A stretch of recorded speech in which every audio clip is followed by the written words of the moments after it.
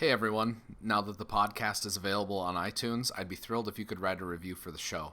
To those of you that have reviewed the show, thank you. I also want to say hi and thank you to the hundreds of listeners across the US, and a longer distance hello to the listeners we've picked up in Europe. Thank you for your support.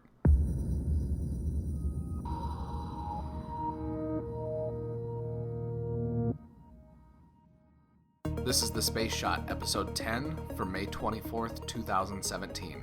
A Moonraker and a dragon walk into a bar. Welcome to The Space Shot, your daily space history, pop culture, and news fix. I'm John Molnix. 10, 9, 8, 7, 6, 5, 4, 3, 2, 1, 0.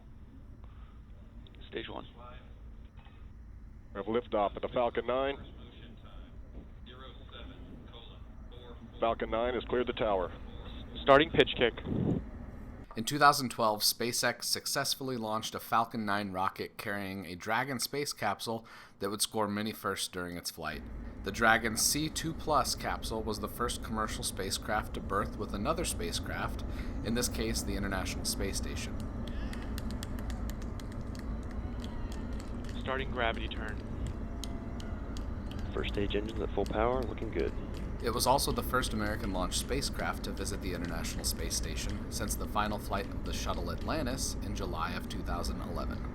We have a solid telemetry link and the power systems are nominal. As I mentioned on Monday, the COTS, or Commercial Orbital Transportation Services 2 Plus mission, combined the goals of both COTS 2 and 3 into one flight. First stage propellant utilization is active. Vehicles on a nominal trajectory. Altitude 5.3 kilometers, velocity 225 meters per second, and downrange distance of 0.6 of a kilometer. After launching on the 22nd, the Dragon C2 Plus rendezvoused with the ISS on the 25th of May, so it'd be early tomorrow morning. Vehicle is supersonic. Astronaut Don Pettit, a veteran of shuttle and Russian Soyuz missions, operated the Canadarm2 and successfully captured the Dragon capsule. The Dragon was berthed at the Harmony module, and after another day of systems checks, astronauts performed a cargo offload and reload for equipment and experiments that were returning to Earth. Dragon splashed down in the Pacific full of experiments and used hardware after spending almost a week at the International Space Station. One other interesting addition to the cargo that Dragon took into space was a capsule containing the ash remains of over 300 people.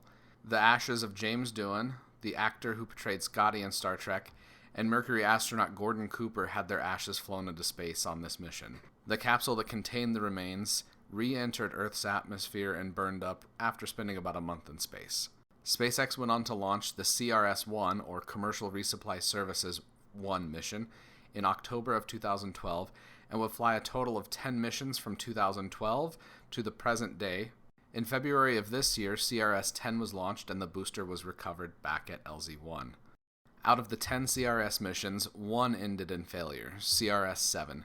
It experienced an anomaly in flight and was destroyed in the resulting explosion. I'll cover each of these missions over the coming years, so stay tuned for that. For the second part of the show, I wanted to touch on the death of Sir Roger Moore. Moore portrayed James Bond in more movies than any other Bond actor. The Bond movie that everyone has been talking about the last few days was Moonraker, which was essentially a sci-fi spy movie involving the use of exotic weapons like spacesuit-mounted laser guns, laser blasters that were handheld, and a fleet of space shuttles.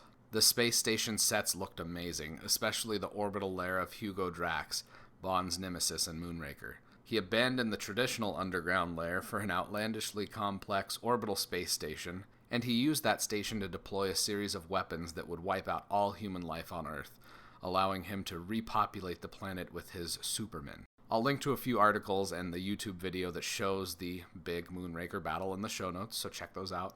Before I go, I just want to give a quick update on Apollo 10. On this day in 1969, Apollo 10 performed a trans-Earth injection burn, which sent the command module Charlie Brown back on a trajectory towards home. Tomorrow, we choose to go to the moon in the first of a few episodes talking about John F. Kennedy.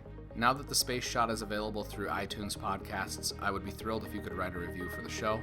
Be sure to share the show on Facebook, Insta, Twitter, and everywhere you connect with your friends and family. I'm super appreciative of the messages I've received so far, so don't be shy on iTunes. I'm John Molnix, and I'll catch you on the flip side.